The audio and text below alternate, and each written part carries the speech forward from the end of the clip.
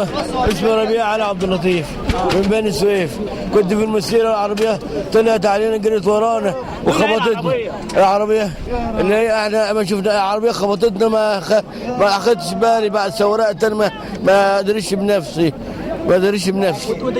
كنت جاي من المسيره كانت المسيره اللي هي بتاع النهارده، اللي هي المسيره اللي هي جايه من منيب، اللي احنا جايين من بني سويف، جايين بأتوبيسات من بني سويف مسيره في المسيره اللي هي طالعه.